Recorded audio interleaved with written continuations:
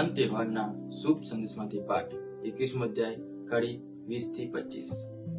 પિતરે પાછળ ફરીને જોયું તો ઈસુના વહાલા શિષ્યને, જેણે ભોજન વખતે તેમની છાતી સરસા ઢળીને પ્રભુ કોણ આપણને દગો દેવાનું છે એમ પૂછ્યું હતું, તેને પાછળ પાછળ આવતો જોયો।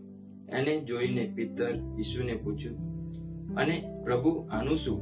ઈસુએ કહ્યું, મારી જો એવી ઈચ્છા હોય કે હું પાછો આવું ત્યાં સુધી એને રોકાવું, તો તેમાં તારું શું? તું મારી પાછળ પાછળ આવ। આથી ગુરુ બંધાઓ એવી વાત ફેલાઈ ગઈ કે શિષ્ય મરવાનું નથી। જો કે ઈસુએ કહ્યું હતું જ ન હતું કે એ નહીં મરે, પણ માત્ર એટલું જ કહ્યું હતું કે મારી જો એવી ઈચ્છા હોય કે હું પાછો આવું ત્યાં સુધી એને રોકાવું, તો તેમાં તારે શું?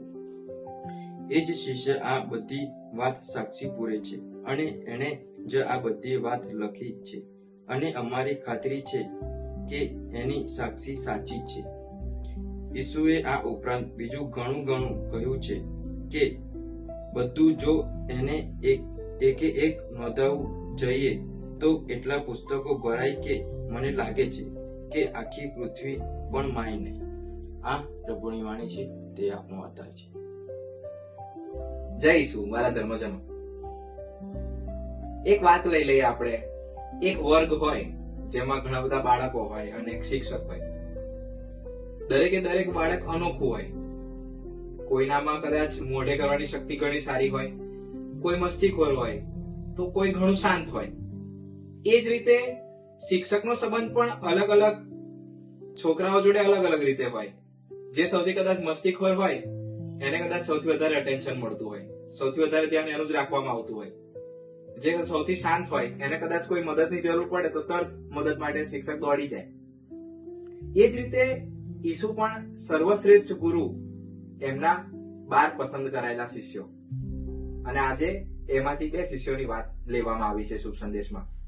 સંત યોહાનનો શુભ સંદેશ, છેલ્લો અધ્યાય અને એની છેલ્લી કડીઓ। 2 શિષ્યો એમના યોહાન અને પિતર। પિતર સ્વભાવે લાગણીશીલ અને ઈસુ માટે એવું કહેનાર કે પ્રભુ હું તો તમારી માટે મરી પણ જઈશ, મારો જીવ પણ આપી દઈશ।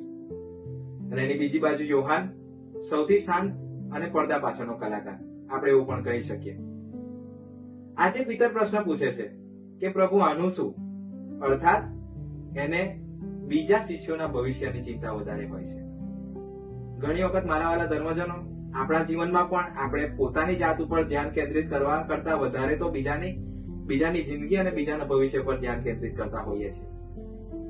અને પ્રભુ ઈસુ એને સ્પષ્ટ અને સારો જવાબ આપે છે કે તારે શું? તું મારી પાછળ પાછળ આવ। મારા વાલા ધર્મજનો, શિષ્ય બનવું એટલે કે સરખામણી કરવી નહીં, પણ શિષ્ય બનવું એટલે કે પ્રભુ ઉપર શ્રદ્ધા રાખવી। આજનો શુભ સંદેશ આપણને ઘણો મોટો સંદેશ આપે છે, ઘણું મોટું આપણને જ્ઞાન આપી જાય છે કે સરખામણી નહીં પણ શ્રદ્ધામય જીવન જીવવું એ જ સાચા શિષ્ય તરીકે જીવન જીવવું છે। મારા વાલા ધર્મજનો, પ્રભુને પ્રાર્થના કરીએ કે જ્યારે પણ જીવનમાં આવી કસોટી આવે ત્યારે બીજા સાથે સરખામણી કર્યા કરતા પોતાની જાત પર તો ખરો જ, પ્રભુ પર વધારે શ્રદ્ધા રાખીને આગળ વધીએ। જય ઈસુ।